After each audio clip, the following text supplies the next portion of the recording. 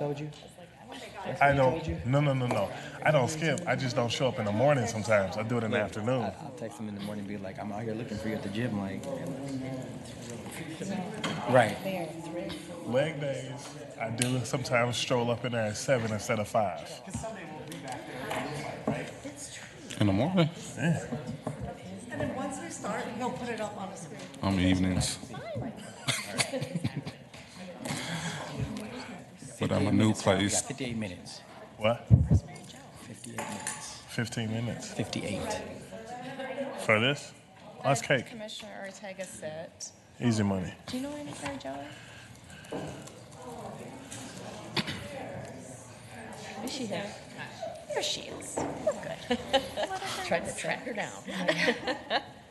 We'll start. I was just going to switch titles. Herding cats. It's good to see you guys. Making the You magic too. happen. I was telling Antonio, like, this is a cool kids workshop. I'll make it happen. We're ready. The workshop to order. Today we are fortunate to present on our racial equity strategic work plan. We'll start with introductions.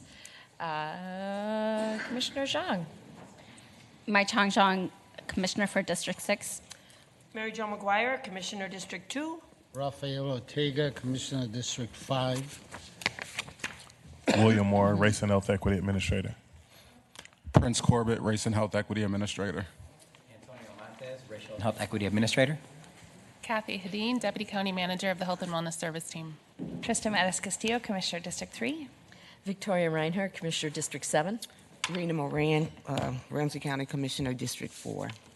Elizabeth Tolzman, Director of Policy and Planning and Chief of Staff. We'll go to this side.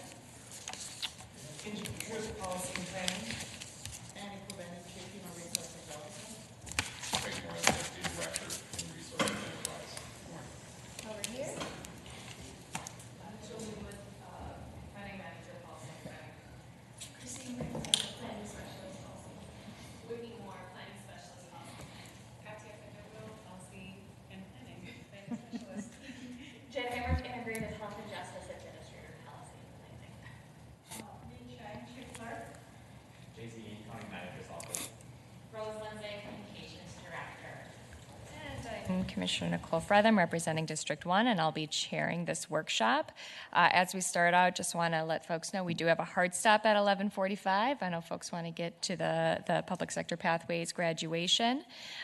We're happy to have our Racial Health Equity Administrators, Prince Corbett, Antonio Montes, and William Moore here to present. They'll be talking about our Racial Equity Strategic Work Plan. As I go through, they'll be covering what we've done on this priority in the work plan, how we're doing it, and where we're going to go. After each of these sections, there'll be an opportunity to ask questions. So we'll hold questions for there unless they're essential clarification questions. And with that, I will turn it over to Kathy Hadeen for opening remarks. Thank you. Good morning, Chair Fretham and Commissioners. Good to see you all this morning. And happy to be here with co-sponsor Director Tolzman and Chief of Staff for the Advancing Racial Equity and Shared Community Power Strategic Priority. This strategic priority has changed over the years and comes out of a health and all policies model from public health. It also comes from the previous strategic priority of racial and health equity in all decision making. So some of these things will you'll be reminded of where we've been as we go forward here today. This morning we're joining our Ramsey County Racial and Health Equity Administrators. We also affectionately call them the RIAs to provide you with an update of this important strategy. The team today will take you through a timeline and highlight our journey to date with and around race and health equity. There is a PowerPoint that goes with this as well. They'll focus on the vision, the strategies, the action steps, and outcomes of this work, and they'll highlight what is coming up next. If we could post the PowerPoint, that would be great. Next slide. Next slide, please. So here, you've seen these pictures over the last decade or so, and while they do age a bit, they are a really good illustration of what it looks like if we do nothing with racial equity. Or if we only focus on equality, you see what happens there. And then what can happen when you actually focus on equity. And where we're trying to go as a county system is if you deconstruct policies to remove those barriers, you actually can create the most amount of benefit for everyone. So with this, I will hand it over to Director Tolzman to give an overview of our strategic priorities. Thank you, Deputy County Manager Hadeen. So we saw this last week, but I think it's a good reminder of just what strategic priorities are. And again, they're demonstrative of long-term strategic investments for the county to achieve its goals. At one time, we had 26. We went down to 18, 13, 8. Now we're at 7. And this involves a coordination of key leaders and stakeholders across the county, not one service team or one department alone. Our service team structure has allowed us to do that as well. And as Deputy County Manager Hadeen mentioned, this strategic priority has evolved over time. Strategic priorities also allows us to innovate, take risk, and just see how things go. It's okay to fail, it's okay to learn, and it's okay to evolve. And I do want to dig deeper on the next slide of just sharing in 2017, this original strategic priority was placing health and well-being at the center of decision-making. We couldn't say the word race at that point in time. In 2018 and 2019, we were bold. We said you can't talk about health without talking about race, and you can't talk about race without talking about health. And so we changed the language to advancing racial and health equity in all decision-making. In 2020, right before the pandemic happened, we said we need to integrate our community in this process. And so we changed the language again. And now to this day, it's called Advancing Racial and Health Equity and Shared Community Power. Next slide, please. There's phases of strategic priorities. Our strategic priorities usually last 3 to 5 years. Some get operationalized, but some are still working through the different phases here. And we'll see in a chart later kind of which phase we're at here. But in the next slide, I do want to talk about, again, we're seeing number 1 here. You're getting a board workshop of the actual strategic priority, and you will see all 7 priorities coming before the board throughout the year here. You will hear bits and pieces through service team onboardings. I know Commissioner Moran and Commissioner Zhang received that this past week from the strategic team. You'll see it through the service team committee of the wholes. You'll see work through the performance measures and obviously ongoing through our open data portal as well. But right now we're focusing on number 1, a very high level overview of this strategic priority. Next slide, please. So we actually have dates, upcoming dates. So last week, you guys obviously heard about the aligning justice system outcomes with community values. This week is the advancing race equity one. And this gives you a good preview of what's going to come over the summer and in the fall of all the other strategic priorities that we committed to back in January when we met with the full board. So we just want you to know that we're keeping ourselves accountable as well as the other county. It's led by 2 executive team members, each priority, and then we work with, again, departments and staff across the county to make this happen. You'll see this come up through our budgets, you'll see this come up through performance measures, but I'm just really so proud of Ramsey County being led in the space where our strategic plan and priorities don't sit in a shelf, but they're really actualized in the mission, vision, goals, and the work that we do each and every day.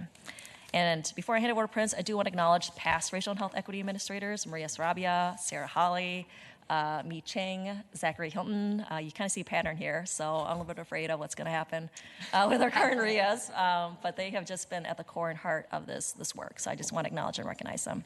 With that, I'll hand it over to Prince. Thank you so much, Chief Tolzman, Madam Chair, Commissioners, Deputy County Manager Hadeen. First and foremost, we want to thank you for your bold leadership that has guided and continued to guide our organization in centering racial equity impacts and community voice in our decision-making processes at Ramsey County. I'm delighted to be here with Administrator Montez and Administrator Moore to share about our racial equity work, past, present, and future. What have we done? We can go to the next slide. So I started in this position in October of 2019, and a few weeks after I started, I recall having a sit-down with one of my community elders, Elder Mary Kay Boyd, over at the Network for the Development of Children of African Descent. And in that office, we began to discuss my job transition. She's been a coach and a mentor to me for a number of years. And I remember Elder Boyd telling me something when we sat down that always stuck with me. She was like, "Prince, y'all young people, y'all like to move so fast and just rush and get things done." She was like, y'all need to slow down a little bit as you get into your work and always remember the spirit of Sankofa. remember that the things that you're trying to solve, your ancestors and elders have been trying to solve those same things. So it's always important, instead of rushing too fast, to actually take some time, sit back, and think and reflect on the spirits and the ancestors and things from the past. Sankofa is a word from the ethnic group of people named the Akon in Ghana. So San means to return, Ko is to go, and Fa is to look, seek, and take. So Sankofa means to return, go back, look, seek, and take. And it is the belief that there must be movement and a new learning as time passes. As this forward march proceeds, the knowledge of the past must never be forgotten. And in Ramsey County, there are racial equity and community engagement action teams, or RESEATs. And for each service team, every RESEAT member should receive a welcome binder where we dedicate a section to that binder about Sankofa. And in that binder, we can go to the next slide. One of the things in that binder is a recognition of some lessons that was left by the anti-racism leadership team. So in December, taking a step back in history as we look back and reflect, in December 1999, it was Paul Kirkwall became Ramsey County's county manager, and during the first 2 years of his tenure under his leadership in diversity and planning, he really set wheels in motion for decades of profound growth in diversity and anti-racism work at Ramsey County. In 2000, under Kirkwall's leadership, 2 work efforts, the Racial Equity Harassment Task Force and Leadership Development, formed cornerstones of the Model Employer Initiative aimed at creating a respectful workplace that attracts, develops, and retains excellent employees. In 2002, to unify the diversity and cultural responsiveness initiatives across the organization at the service and system levels, there were a few directors that were hired in the former CHS, or County Human Services. In 2004, a culturally responsive coordination team published a document stating the business case for anti-racism work across Ramsey County. And by 2005, the organization named the work of the CRCT as anti-racism and implemented a new organizational structure. The Anti-Racism Leadership Team that you see at the top was formed in 2005. Around 2014, 2015, some things began to shift across the enterprise, and our organization began to focus on racial equity. And in the summer of 2018, the Anti-Racism Leadership Team decided to resolve so that a new racial equity governance group can serve the entire county. This new governance group was named the Racial Equity Leadership Team, or RELT. In 2018, the county strategic priorities this new governance group of RELT was named the Racial Equity Leadership Team, and in 2018, advancing racial and health equity in all decision-making was added to the strategic priorities. Maria Sarabia was hired as the first health equity officer, and the first steps to advancing racial equity across the county was to have all leaders complete role of government and race equity, which was a 4-hour racial equity training that was developed in partnership with the Government Alliance on Race and Equity. In 2018, the Racial and Health Equity Administrator position classification was added to our current classifications. And then, interestingly enough, when looking at partnership around the work and budgets and investments, the first racial health equity interns were funded from Workforce Solutions through the Work Experience Program in MFIB. And we can go to the next slide. So looking at 2019 and 2020, in 2019, the Racial Equity Leadership Team paved the way to add racial equity and community impact sections to every request for board action, as well as added racial equity language in our supplier contract management system. So all requests for proposals, requests for quotes, and contracts have sections dedicated to our organizational commitment to advancing racial equity with links to our advancing racial equity policy. Organizational commitment to continue advancing racial equity came by adding a second racial and health equity administrator in the county manager's office in 2019. In April 2019, Sarah Holly was hired as a Racial and Health Equity Administrator for Health and Wellness Service Team. And in 2020, the two separate strategic priorities, as Chief Tolzman shared earlier, was combined. The Advancing Racial and Health Equity and Inclusive Meaningful Community Engagement was combined to create our current Advancing Racial and Health Equity and Shared Decision-Making Power. By doing this, we also added community engagement to the Race Equity Action Teams to be known as our Racial Equity and Community Engagement Action Teams, or RESEATs. Then shortly after, in 2020, we got hit with this global pandemic. And in the very early days of the pandemic, we were truly a leading jurisdiction across the state of Minnesota in centering racial and health equity during the pandemic. When Minnesota went on lockdown, Director Holly and myself was researching all over the country, any local or state jurisdictions reporting COVID-19 cases or deaths by race. And in that second week, we found 7 jurisdictions across the whole country. And in all 7 jurisdictions, there were racial inequities in the research that we have found. We documented our findings and shared this with Deputy County Manager Hadeen, who was our public health director at the time, because we know Ramsey County needed racial data to determine what racial and ethnic communities we needed to target. Deputy County Manager Hadeen shared our research findings with the Commissioner of Minnesota Department of Health, and this was the impetus for the Minnesota Department of Health to share racial data of COVID-19 cases and deaths. In April 2020, we launched our COVID-19 Racial Equity and Community Engagement Response Team, or RESERT, under the leadership of the Racial and Health Equity Administrators. And being true to centering community voice, we organized and lifted up the Equity Action Circle, 15 racially diverse community members. RESERT was able to launch our culturally specific Trusted Messenger program utilizing CARES funding that this board approved. The Trusted Messenger program allowed us to partner and contract with culturally specific organizations to share culturally specific COVID-19 public health messaging. Then tragically on May 25th, 2020, our dear brother George Floyd was killed and the entire world engaged in protests against the killings of unarmed black men by the hands of law enforcement.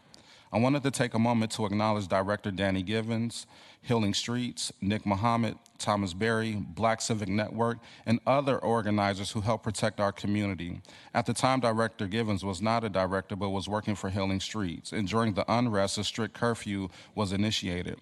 Deputy County Manager Hadeen worked with the City of St. Paul to obtain special provisions for Danny Givens, Nick Muhammad, Black Civic Network, and many others to be out past curfews in order to keep our communities protected and safe. And these gentlemen really put their life on the line to keep our community safe during the time of global pandemic and civil unrest. And now considering that we are looking at the 3rd anniversary of the killing of George Floyd, which I wish I didn't have to say that in a few days, but wanted to take a moment of silence to remember not only George Floyd, but many others, including Dante Wright, Amir Locke, Breonna Taylor, Sandra Bland, and Philando Castile. So please, just a moment of silence.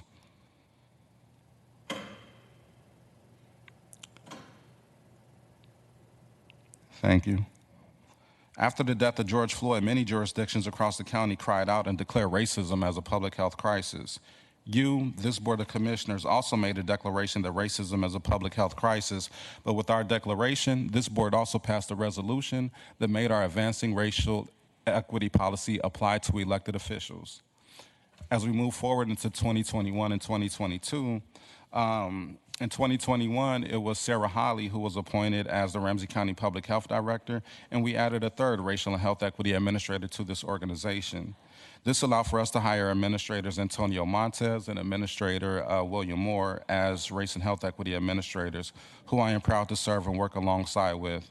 In 2021, the Health and Wellness Service Team reclassified 10 existing positions to planning specialists as racial and health equity liaisons who work with the Health and Wellness Service Team Race Equity Administrator and the Health and Wellness Service Team Directors to further advance racial equity by addressing policies and systems.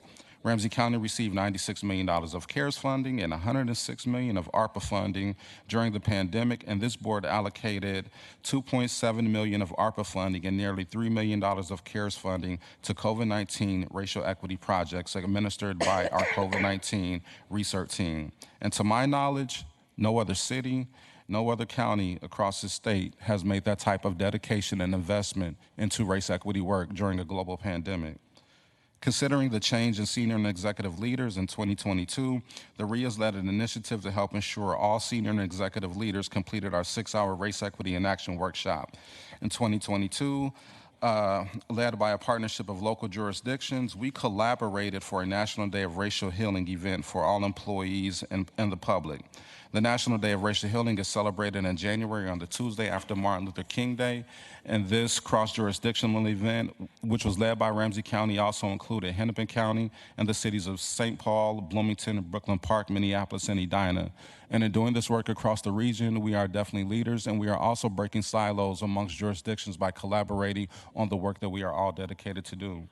Ramsey County has been participating in the Anti-Racism and Economic Justice Trust cohort that is being led and facilitated by the Center for Economic Inclusion that is bringing together public and private sector employees in Minnesota on a quarterly basis to identify and implement bold strategies to achieve the trust result statement that all Black, Indigenous, Hispanic, and Asian people in Minnesota experience intergenerational poverty. To date, organizations have participated in an 18-month-long learning cohort and actions that lead to anti-racism and economic justice work. I want to give a special acknowledgement to Tawana Black, who's the founder and CEO for Center for Economic Inclusion, and Tiffany Wilson-Worsley, who's been working closely with us as we had developed anti-racist, results-based accountability performance measures. And with that, we are going to the next slide. Just a quick update or a review of our advancing racial equity policy. As recalling that in June of 2020, this board made this policy apply to our elected officials. So this was created by community members to advance race equity by reducing and abolishing race-based disparities and being impactful in how we serve our residents. This policy applies to all Ramsey County employees, volunteers, vendors, and elected officials. And as we transition to the next slide, I turn it over to Administrator William Moore. Thank you all for being with us here today. So when we talk, on this slide, we're going to talk about investments, and I think that's what really sets Ramsey County apart from other municipalities who talk about doing racial equity work. When other municipalities talk about doing racial equity work, they either do so by structure or they do so financially, but I hardly ever hear about people doing, municipalities doing both. And so what I want to talk about is the two forms of investment that Ramsey County has committed to. And one of those forms is when we talk about the structure. As Prince kind of talked about earlier, we have 3 racial and health equity administrators all at the senior level, as well as 10 race and health equity liaisons at the Health and Wellness Service Team. So our leaders, our directors in the Health and Wellness Service Team really did a lot of a great work in finding and making sure to reallocate, to repurpose those FTEs to create liaisons for the department to do a lot of the department level work, while which frees up and allows the RIAs to do a lot of this race equity work and advance it at the organization-wide level. We also have the financial investment that was made. With $5.7 million of coronavirus aid relief, the Economic Security Act, and our ARPA funding, all going towards our COVID-19 response and recovery. Our funding, the funds that we have to go into our strategic priority, community engagement, racial equity funds. And a few of the examples of some of that stuff are, for instance, such as our FAS Elder Mentor Group that was started by Tricia Foster and Kamala Pereira, which works with a lot of our community elders to mentor a lot of our mid-level management and leaders in the FAS department to really mentor them about the work that they're doing and show them how to better connect with the community. Our community corrections, our judges groups led by that are facilitated by Judge Stevens and Judge Mitchell, who have seen really those two grow tremendously. We're finding that some of our former clients who are justice system impacted are finding their ways to the group without even really being referred to these groups by probation officers or folks that work in corrections. And then our investment with partnering with the Burns Institute, which is a social justice organization that really helps with the county kind of planning systems change, looking at those systems, creating a new vision, and co-designing with community. Can we go to the next slide, please? And where we sit today is our current structure. With the change in position from policy and planning director to, congratulations, new chief of staff, Ms. Elizabeth Tolzman. But as you see, we have our chief of staff and our 4 deputy directors. Reporting to those deputy directors and chief of staff, you have the 3 race and health equity administrators, and then over in health and wellness, we have our 10 race and health equity liaisons, who, as I said, do a tremendous job in collaborating with us and focusing a lot more on the department level work that really needs to be done. Let's go to our next slide. So I'll pause here, see if there are any questions about the history and work on the strategic priorities so far, and just acknowledging that we're going to cover how we do the work and what's next after that, so those questions can wait. Commissioner Zhang? Thank you, Chair.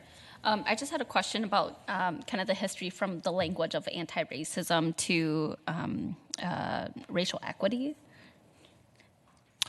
Yes.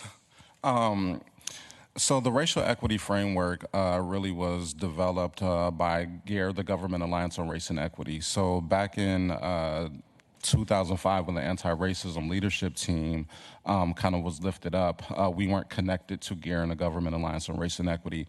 And with race equity versus anti-racism, really the race equity framework really focuses on transforming our policy systems, as well as having the key thing is those who are most impacted by a decision at the table to help decide on the strategies to get to the outcome.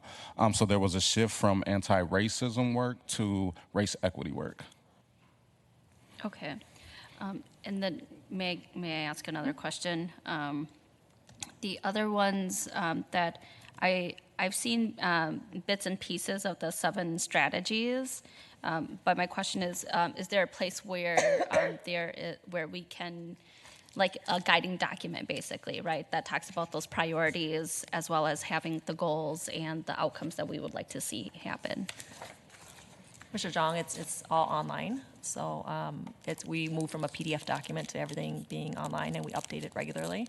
So it's broken down by the 7 priorities, and it talks about the history, how we got here. It also involves performance measures, and it cross-links to other outcomes as well. Okay. So we update that throughout the year. Okay, great. And then, Chair, one last piece. So with the investments that we have put in, one, I just really want to uplift and appreciate that we have put in so much investments and having multiple people focusing on racial equity, race and health equity. Because I've seen other institutions fail horribly when they only have one person doing the work. And so I just really see that this is embedded in a lot of our work and also commitment from the board previously too.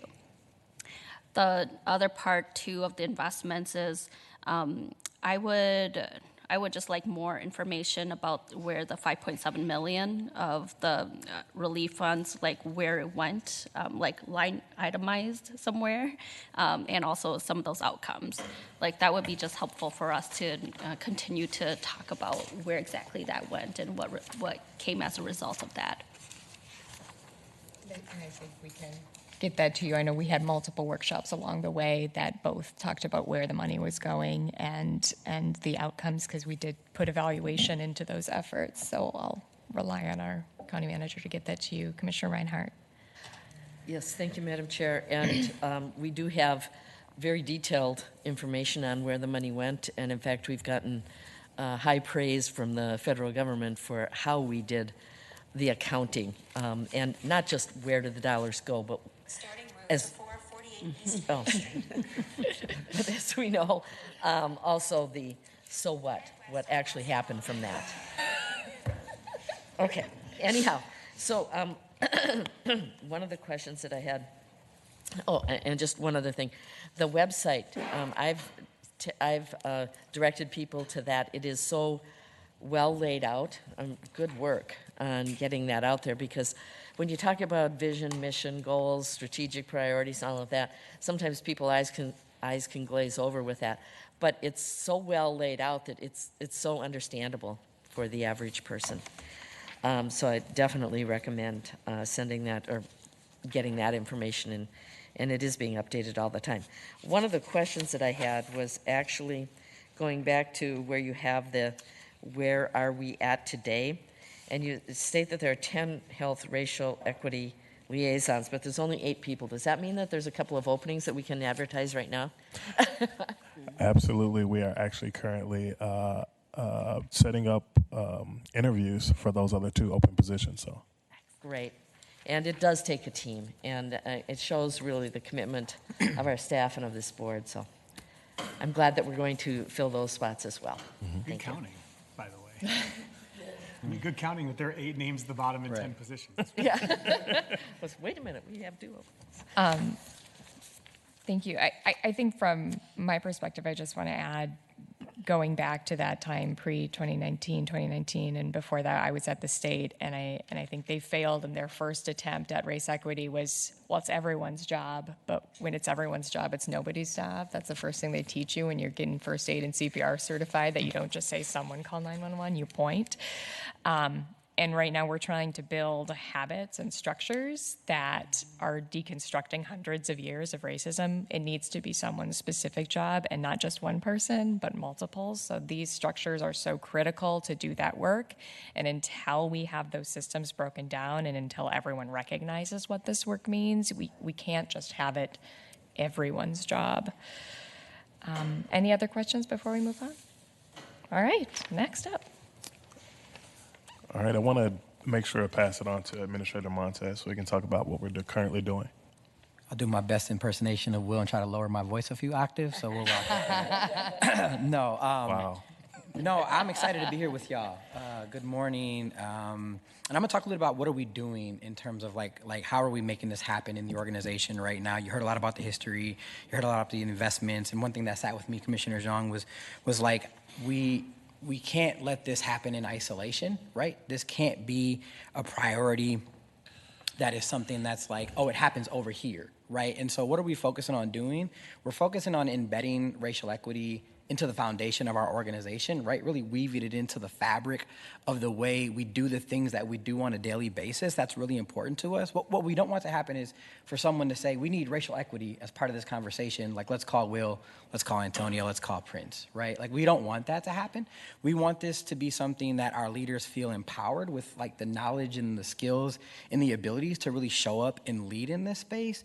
And of course, we're gonna partner, right? But like, it's really important that our leaders feel supported, they feel empowered, that they can lead in racial equity, and it's not just something that's happening in someone else's space, right? Because to your point, if it's everyone's job, then it's no one's job. So we're finding that balance and that nuance between like being more than one person, but also trying to find the focus of saying, like, it is everyone's job, but we need to point the finger and tell you to call emergency help, right? Like, we need to do that. So that's a part of what we're doing. And as we've done this work and partnered in relationship with like our leaders across the organization, we've really focused some of our efforts in our capacity and being able to partner in specific areas in the organization that can help us like advance racial equity, right? So what came up first? Tools?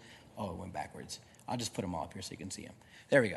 So where are we focusing our efforts, right? So I guess the first thing I'd call out is our workforce. So we have heard from our partners and leaders in the organization to say they want to have a workforce that's more reflective of the community that they serve, right? And so we focused a lot of our efforts in partnership with those leaders and thinking about how do we get there, right? So one of the things that we're doing is thinking about how do we remove barriers from the hiring process itself. And I think that comes down to things like we encourage hiring managers and our HR partners to have less supplemental questions on applications, which seems like super simple, right? But some of our applications are like writing like college essays, right? Like there's like 10 questions on an application. So we're thinking about how do we get to the information that we need to make sure that we have qualified candidates to do the really great work, but also like, let's not ask folks to write an application like a college entrance application to be able to apply for a job, right? So how are we partnering there? We're encouraging hiring managers and HR to move towards banded hiring lists that allow us to interview more candidates, right? And more than just the top 10. So how are we encouraging them to do that on the front end of the process so that we get more candidates that can be interviewed? And alongside that, we're really focusing on how are we offering or encouraging or recommending strongly values-based interview questions, right? So like not only do we want someone that can do the job really well, but we want someone that aligns with our values as an organization. And how do we do that? We do that through values-based interview questions, right? That's something that we're really bringing forward. We want interview panels that are representative of our community. That's really important, right? So we have to have representative interview panels. And in many cases, we're encouraging folks to include community when they can, right? So how can we get community involved in decision-making, to Prince's point earlier, right? How do we do that? And then the last piece is just like making sure that we're getting the word out there, right? Not everyone knows or subscribes to our job notification email, right? So how do we make sure that we're communicating through our Equity Action Circle, Workforce Committee, or with our partners in HR that have all of these formal and informal like job notification boards or emails that they send? How do we really leverage those connections in community to make sure that community is actually seeing our job opportunities? So that's some investments that we're making in workforce, like actual like operationalizing of this work.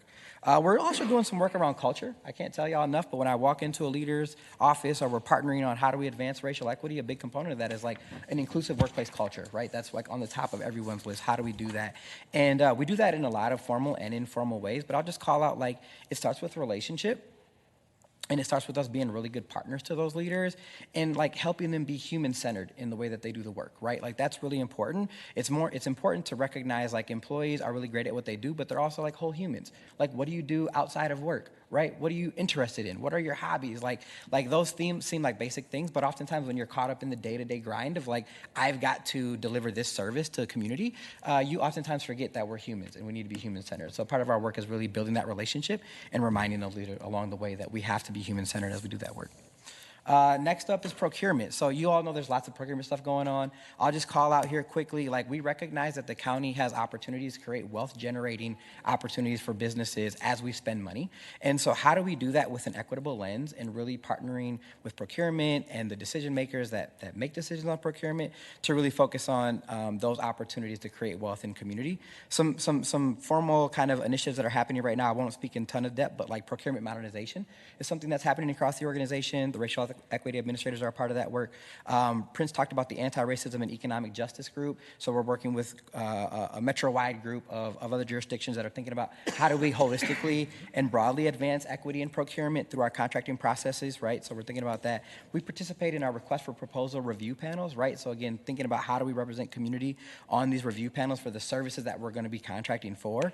And we're working closely with our procurement and contracting action teams. That's really important to the work that we do, is thinking about how do we increase our certified small business spend. We partner with the PCATs to make sure that we're thinking creatively and innovatively about doing that work. I'll spend a little bit of time on development. We're investing in development, and we do that through a number of ways. And it all starts with relationship. I said that before, and you'll hear me say that often. I was telling County Manager O'Connor earlier this week that relationship is currency in our work, right? So like it's really important that when we show up that our partners know that we're in this relationship together and that we're partnering in it. So it all starts with relationship. We made some investments in development on an employee level with some key initiatives. So we recently hosted our racial equity retreat, which brought together our partners at the racial equity liaison space, our HR partners with diversity, inclusion, and organizational development, and then of course the racial health equity administrators, and then our racial equity leadership team. Brought all these folks into the same room and spent a day long together, just kind of like building relationship, talking about our work plan, talking about the work that happens, again, like on the liaison level, on the day-to-day, what are they experiencing, and how does that connect to the broader initiatives that we're doing across the organization. So we spent some time building relationship there.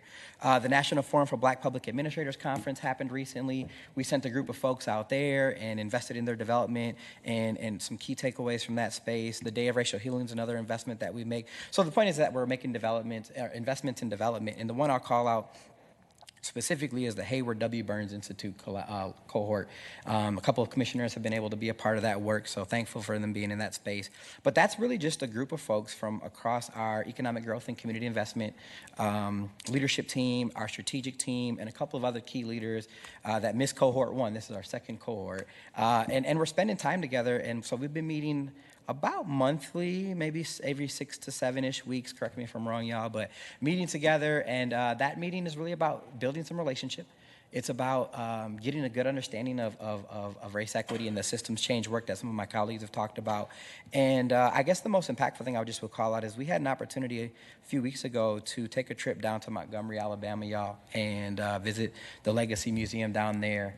And it was a powerful experience. It was impactful, and it's just something that it was just a really great experience to learn about the history of our country, but like how history is still showing up in the outcomes that we see today, right? When we talk about these disparities and we talk about how things are not equitable in our communities, right? Like there was some intentionality around how that happened in history and how we're still feeling that today, right? Hundreds of years of racism, you said, Chair. So that's just an investment in the development of our leaders across this organization. The last piece I'll end with is tools.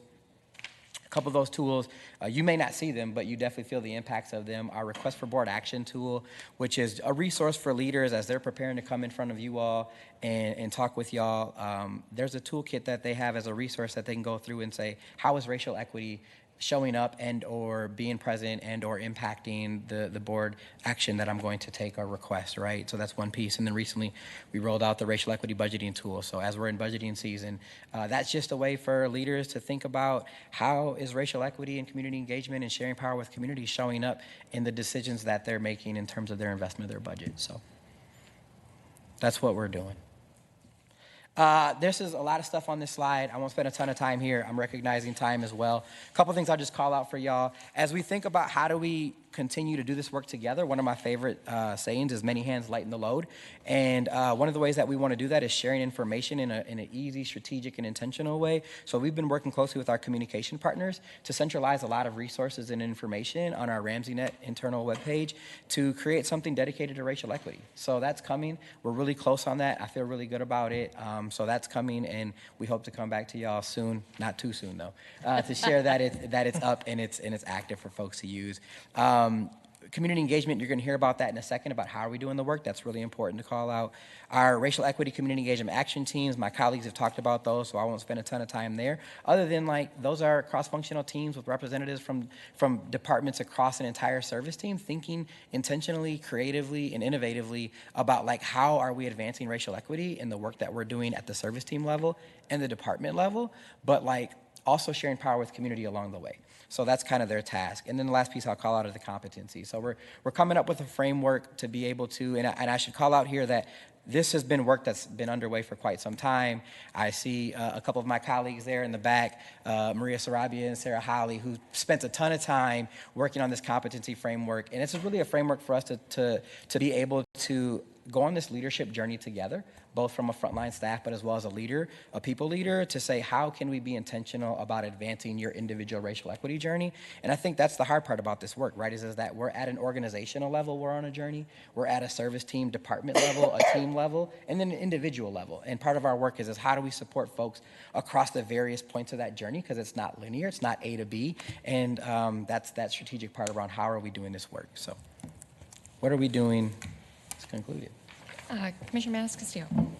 Thank you for such a great update. Can you go back to the slide you have on the in progress a safety plan for staff at community engagement events? Can you just say a little more of what that's addressing and what that looks like? Yeah.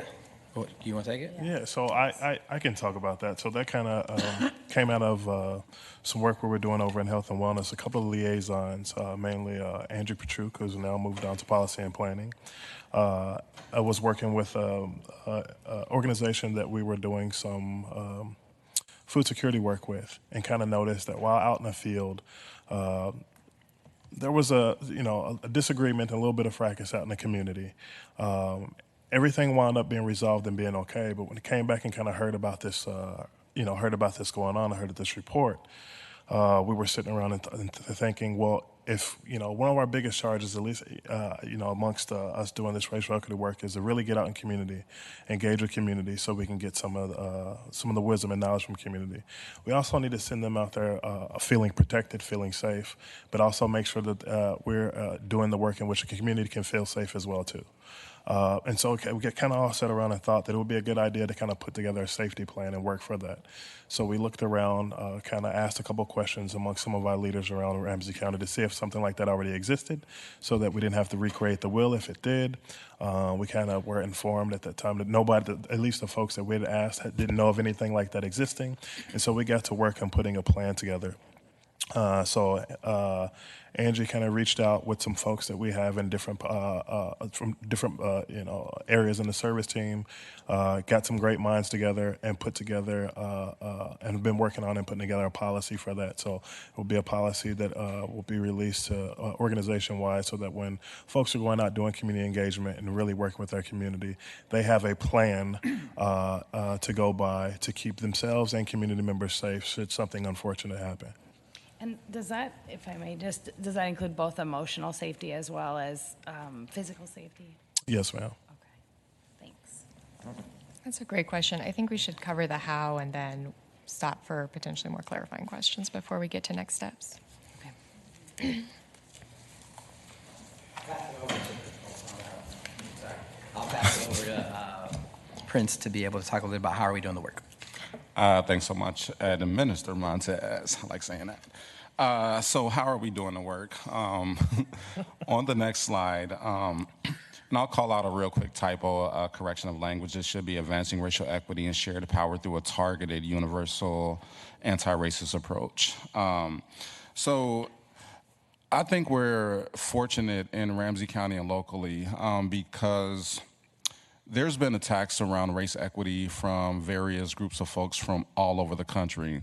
The Government Alliance on Race and Equity hosts a monthly meeting of GARE member networks, and they have a Chief Equity Officer meeting. So folks who have Chief Equity Officer positions in government across the whole country. And one of the themes that has come up like across the country is how do we defend this work, so to speak? How do we talk about this work, and why are we taking this approach so that when the attacks or criticisms come. So there's this targeted universal approach. And with so there's generally two approaches to really tackling inequity. One is known as universalism, which pushes every worker to receive the same benefit. So everybody gets the same benefit.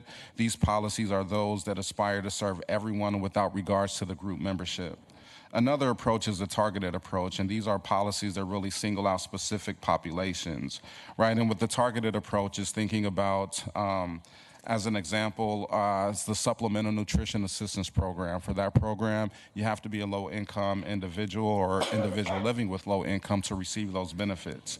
With the targeted approach, the policies are tailored to the needs of the people, and it aims to serve our It aims to serve typically a protected group. Now, to advance race equity, we really take a targeted universal approach, which really establishes universal goals for all groups concerned, but the strategies developed to achieve those goals are tailored to each unique individual community as much as possible, right? And if we go to the next slide, to share, this is a chart from the latest COVID-19 vaccination rate, and to be able to share an example of how taking the targeted universal approach, how we have utilized that with our race equity work.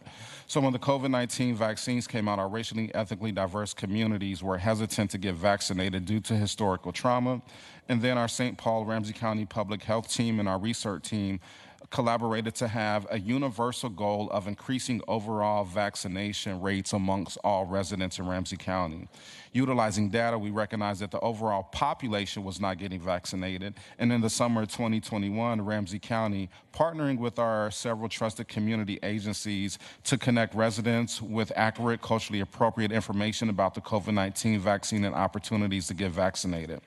The Trusted Messengers and Community Connector partners focus on specific racial and ethnic groups, which are Black or American descendants of slavery, African-born or African immigrant, Asian, Latino, American Indian, as well as youth and young adults. So the goal of the overall project was to increase the vaccination rates, but we worked with specific groups to determine the specific interventions and strategies that were needed for that specific group, and the messaging that was developed was targeted for each individual group. And I would say when looking at the data, this is why it's important that we could disaggregate the data as much as possible, understanding that we are a very diverse community.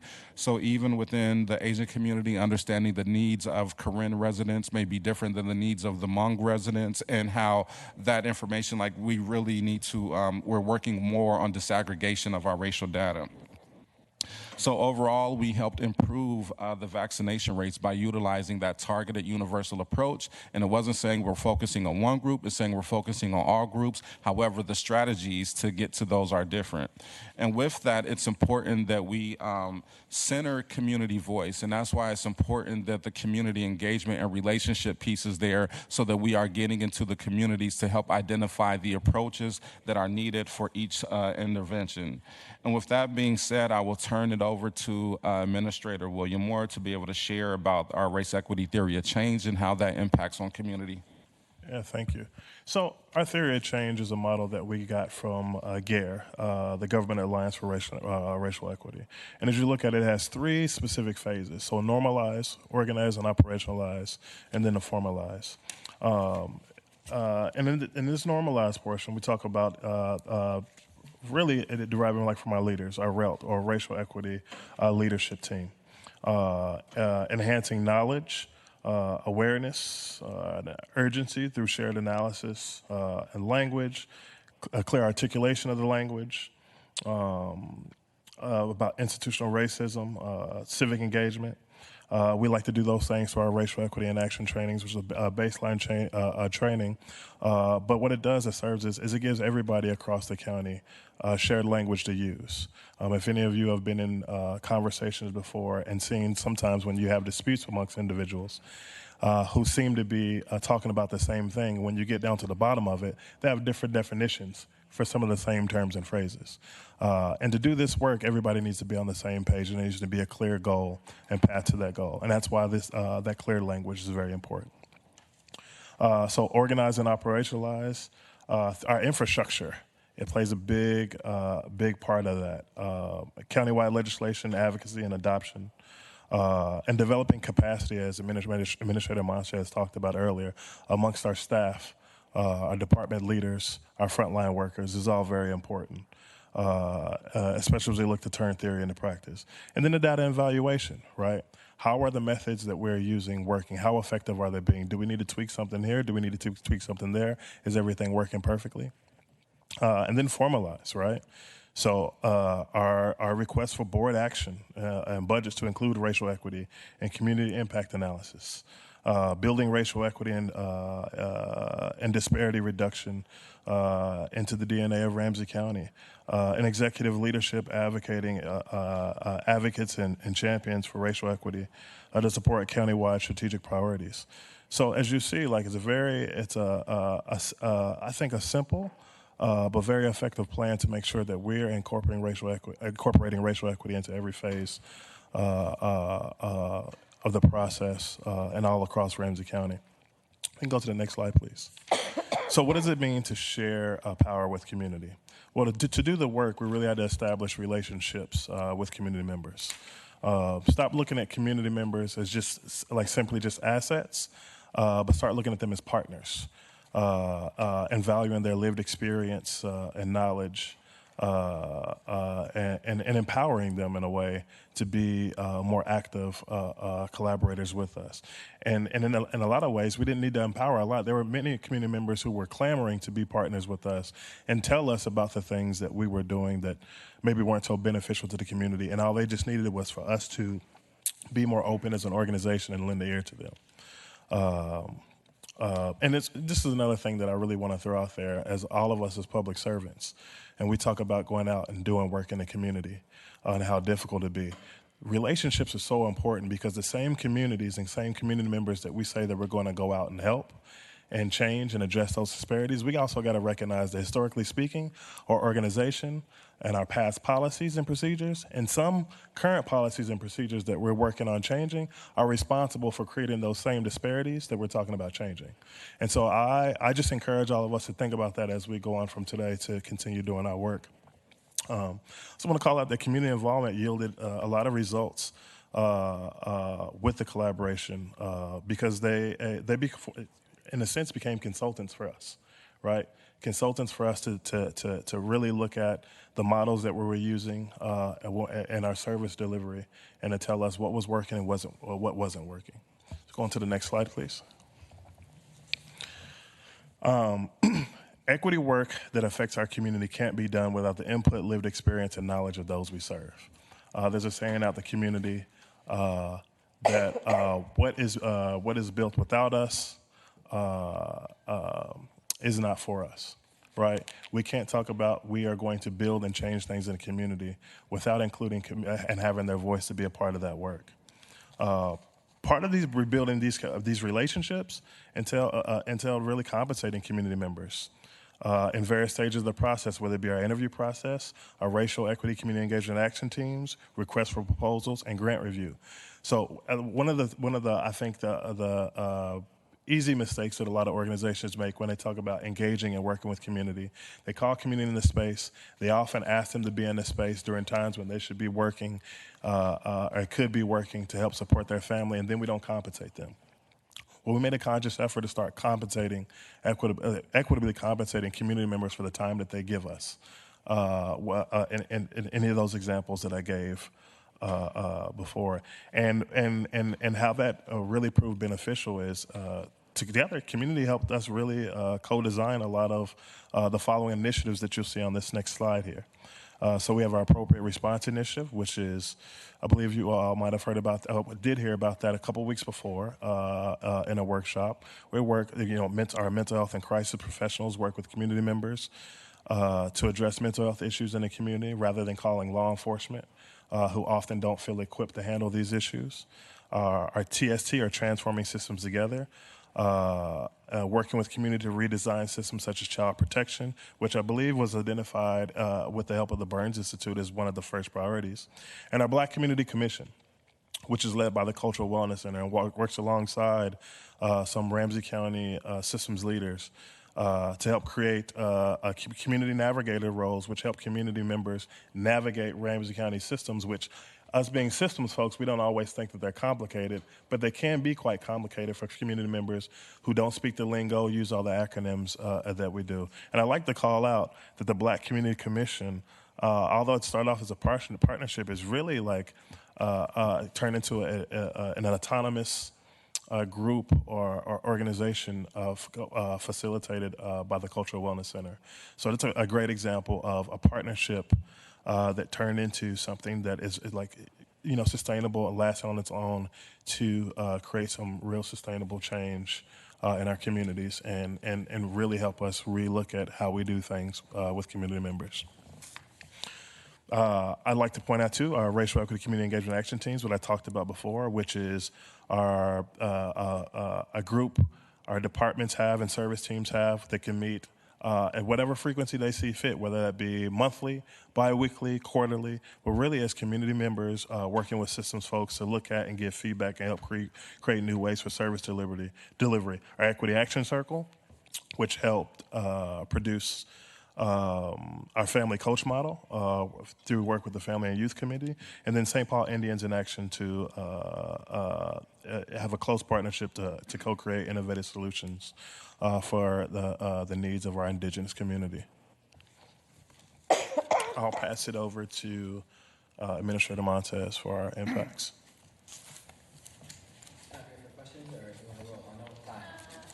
Let's get through the impacts and then we'll stop for questions before we talk about next steps. All right, I'll be brief on the impact. So I'll share with you, so one of the challenges that we have in doing this work, right, is not everything can be measured in a quantifiable way. There's a qualitative component to this as well, as is with everything, but I think particularly when we're talking about measuring impacts of relationship, right, that can be really difficult. But one of the things that we are quantifying and measuring is really aligned with our fear of change around how do we normalize conversations about racial equity. First time. So I think what I'll share here is that so we're tracking participation in our racial equity and action foundational learning opportunities that our human resources partners offer in the diversity, inclusion, and organizational development unit.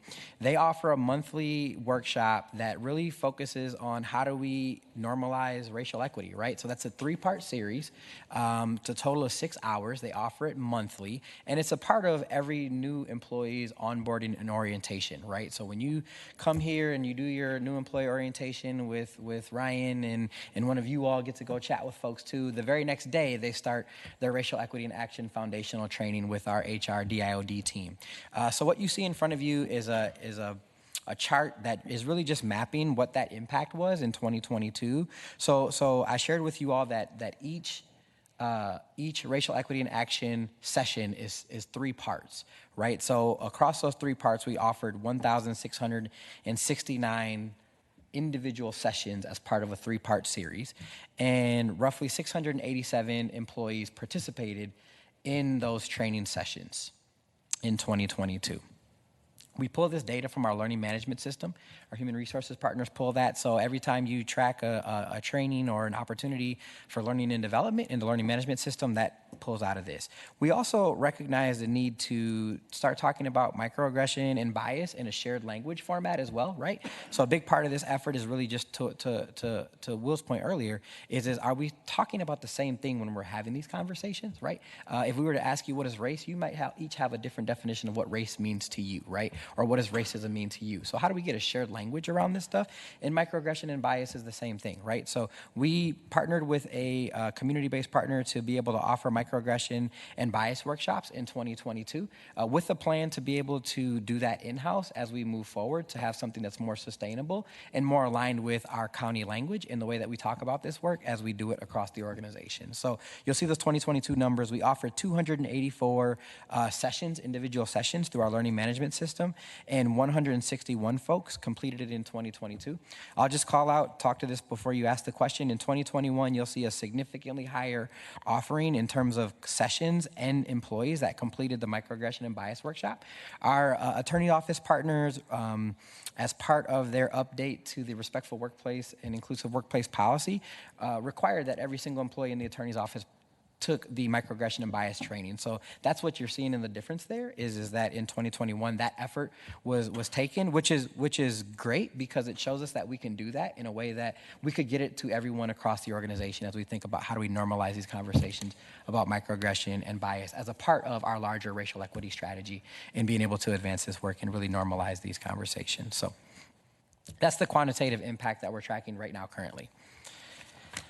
I think the qualitative piece is a little bit more difficult, right? So you'll see here, to me, it's about relationships. Relationship is currency as we do this work, right? Because like when I come into an area and I want to talk about racial equity, if we don't know each other and I don't know what you do and what you experience every single day, it's really difficult to have the conversation and say, hey, let's deconstruct the system without knowing who you are, right? They're like, whoa, hold on, Antonio, slow down a little bit, right? So this relationship's really important. I think we have the unique opportunity as well because of our structure, which you saw earlier, which is to partner with our executive leaders and our senior leaders across the organization, which helps as we talk about doing this work, but we also work below that level too, right? Many of us, the 3 of us, have really great relationships with some of our frontline staff and our supervisors and our managers that aren't on the senior management team, right?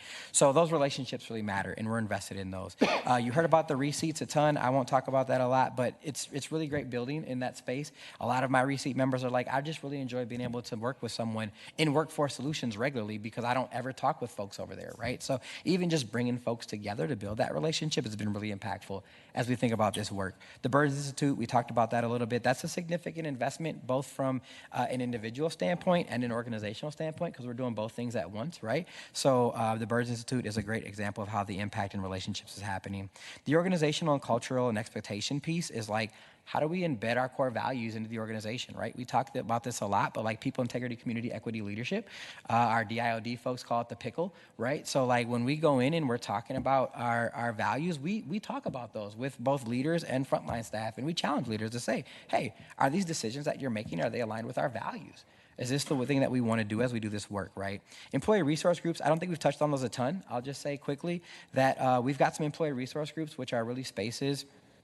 Most of them, you all can research them. The Employee Resource Group is on RamseyNet, but they're just spaces for folks to come together that have shared interests and shared in a space just to be, just to be. And that really matters when we're talking about retaining employees, just to be, right? Because you're not the only one in your area. You can be with other people that have shared lived experiences as you have, right? Performance appraisals, I'm happy to share that. Lots of leaders are starting to talk about racial equity in the performance appraisals. And it seems, again, foundational. It seems like something that we should be doing, but I think it's just really difficult to do if you don't talk about it like regularly in your work. And then like you sit down and you're like, all right, Kathy, let's talk about your racial equity journey, right? But we've never talked about that before, right? And it'd be the other way, actually. So in this case, I'll just throw that out there. Yeah, for sure, right? So, but I'm encouraged to say that like folks are starting to talk about that, and I think that goes back to the relationship because we've talked about this enough. We've had these conversations in an intentional and meaningful way with our leaders, and now they feel empowered and they feel supported and they feel like it matters to talk about racial equity with their employees on their professional journey, right? So I think that's really is important. And then again, how are we showing up human-centered and leading with the lens of equity, right? And we're doing that through both formal ways like requests for board actions. What is your racial equity impact? Your budgeting and performance measures, what is your impact on equity, right? And then the various toolkits that you all have heard about. We've got a few more underway that we're working on with various partners across the organization, but just how are we showing up in that space? And that's how we're trying to measure that like qualitative piece around the impacts. We're gonna move to what are we doing? I know we're short on time, we got 9 minutes. We have 9 minutes. 9 minutes. I'm going to say on behalf of everyone, this is amazing. Yes. So you all don't need to jump in because I know you are all also wanting to say it. I will, is there any just clarifying questions? Okay, I'm going to turn to Ryan and then we'll keep going. I just wanted to make sure, Madam Chair, because what I was going to say was, in the what we're going to do section, it's a lot of building on what you've so far heard and continuing to actualize the work. It's not some fundamental reset or change in direction. It's saying you're seeing investments, you're going to see a budget come up, et cetera, et cetera. So you, Antonio, keep going if no one had questions. I was going to say, if nothing else, I would put that on our next round of one-on-ones. You can read it right here, but if no one's got them now, keep going. So to Ryan's point, what are we gonna do moving forward? Here it is. It's a lot of stuff. And I think what I'll just share is like, we wanna focus on continuing to build relationship and partnership, both internally with our leaders across the organization and externally, like you've heard about the importance of sharing power with community and centering community's voice in decision-making processes. Like, that's what we get to do every day. I tell folks I get to show up and cause good trouble and make sure that the folks that like we're impacting are a part of our decision-making process. And we do that through building relationships. We recognize that like we don't do this work alone. There are the liaisons that do this work with us. There are the DIOD representatives and the formal folks that are in leadership positions and the informal folks that are not in leadership positions that are focusing on how do we center racial equity in the work that we do every single day. How are we going to be adaptable? That's really important, right? Because this work changes and it's not linear and it's not A to B to C to D and then we're done with it. So we need to be adaptable and apply that targeted universalism approach that Prince talked about. This can't be scripted or check the box, right? This is kind of all over the place and we talked about that organizational journey, the service team journey, the department journey, the leader journey, the individual journey. How do we meet everyone where they're at across those various spaces and support them as we talk about doing this work holistically across the organization? Creating a culture of accountability. I think at least what I hope you've heard when our colleagues come in front of you all and give you a report and they talk about racial equity, we hope that you hear like the sincerity in their voice and like their commitment to racial equity and the importance that they value racial equity, right? Like that's a space where we hope that you all hear that it's all of the heart, it's the hands, and it's the head piece, right? All those things coming together as we do this work. We hope that you hear that impact in the relationships that Prince and Will and I have with those leaders. At the same time, though, we recognize like the accountability piece. You talked about what did we do with the $5.7 million in funding. We recognize that we need to be accountable to that, right? The investments that you've made as a board. And we're working on building capacity, right? So in that last bullet point there, you'll see like we need to invest in evaluation in a meaningful way to measure this work, right? Which talks about being data informed. It talks about how do we build capacity. And it talks about sustainability, which is really important to us. So, so you'll see some examples of that on your screen. And then I think just two quick things that I want to highlight. So we've got a lot of work that we want to do in 2023.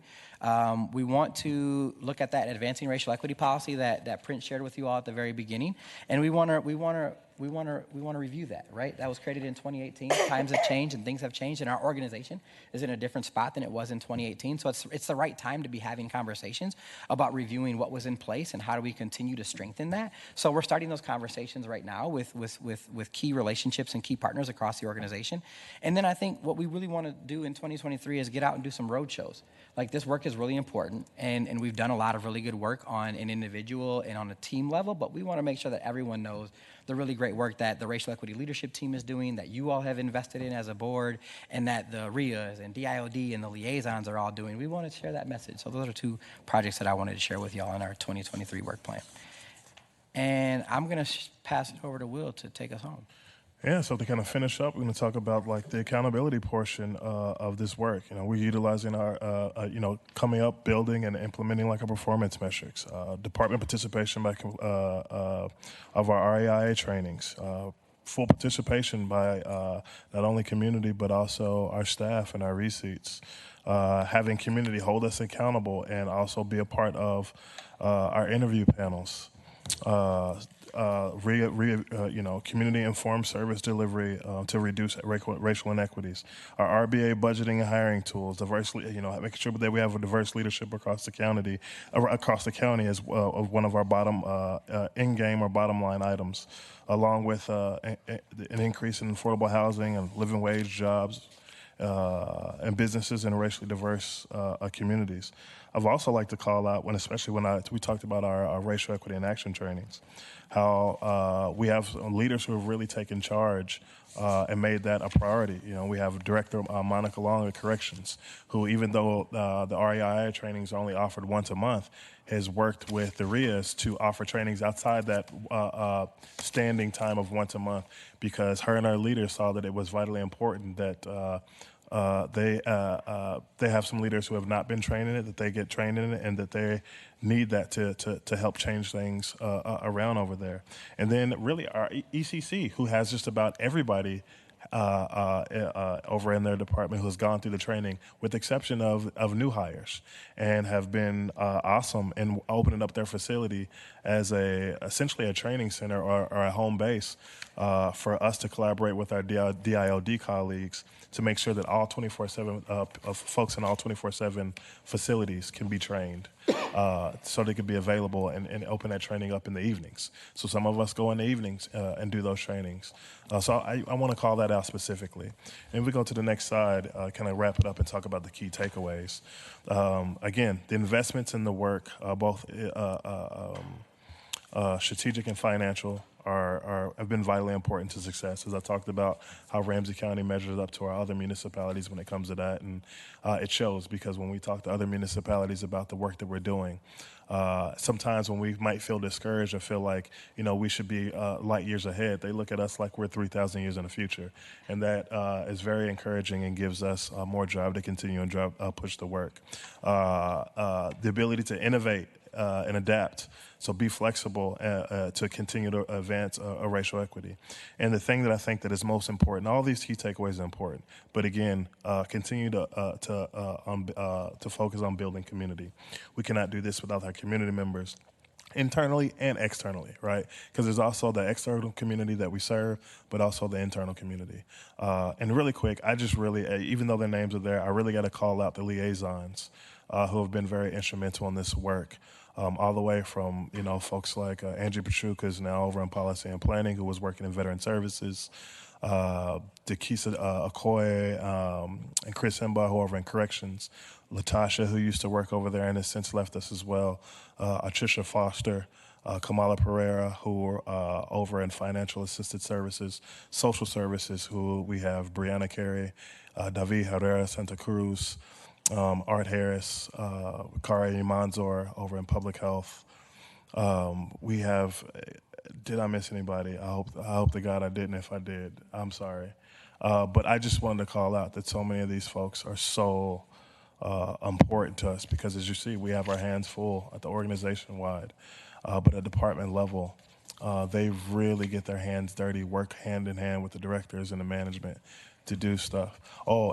And one other person, Awa Humed, who is newer with us, but she's over in Health and Wellness Administration, and has been awesome as well since she's been aboard with us. So I just wanted to make sure that before we left, we were able to call out those folks, because, again, they do a lot of the ground level work, but don't get nearly as much credit and visibility as they should. All right. We have 1 minute. I'm going to let Commissioner Mattis Castillo have 30 seconds of that. Okay, thanks. Honestly, I just wanted to say thank you so much for this workshop and to tell the county manager this is the standard for the best workshop that I think I've seen in my entire time here. The delivery, you know, this is work that's often hard to describe, explain, qualify, quantify, and you guys nailed it in every way. This is an example to lift up as not only a fantastic workshop, but really a standard of how you can invest in racial equity work and then deliver and demonstrate what it is. Like, this stands without questions, and just wanted to say kudos to you guys for delivering an awesome workshop and for all the work you do, and to offer a round of applause.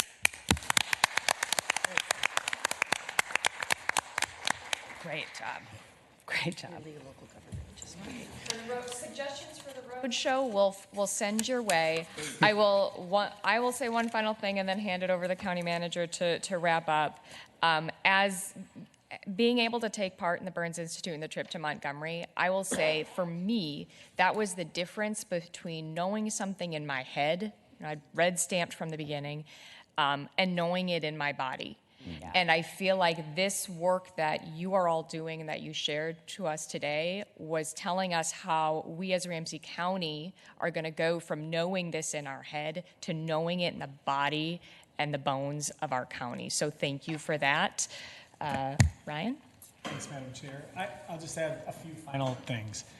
This PowerPoint and this workshop is probably 3 years in the making of drafts that we've all gone over as we've gone along the way, and we've seen how do you talk about this, how do you bring it into real life. The number of times we've all sat together and gotten to review it shows the diligence, and everybody here kept at it, right? What's our theory of change? What's it going to look like? How do you operationalize it? And you can't operationalize it without everybody who you have all mentioned today, but also without all of you. Mi Chang has served as an interim racial and health equity administrator. Maria Sarabia was here earlier. She's been a racial and health equity administrator. Sarah Holly's been a racial. There are a number of leaders in this organization who have contributed to what you're looking at today, and I want to give them a shout out. I probably missed some folks in that as well. But what I wanted to end on is, when you look at the timelines for when this work started, we did get to start some of it in 2017. But a lot of this work happened during a global pandemic where everybody else here was doing other pieces as well of on-the-ground response. And this was, these folks answered the bell every time. We would have evening meetings. We'd be talking at weird hours of the day, and they just have kept at it. And this is the result of keeping at it. And I want to give you a shout out for that. Let's keep going. I hope you heard the support here today that you deserve and that the organization needs to keep moving. But thank you for your individual efforts. It's impressive. Yeah.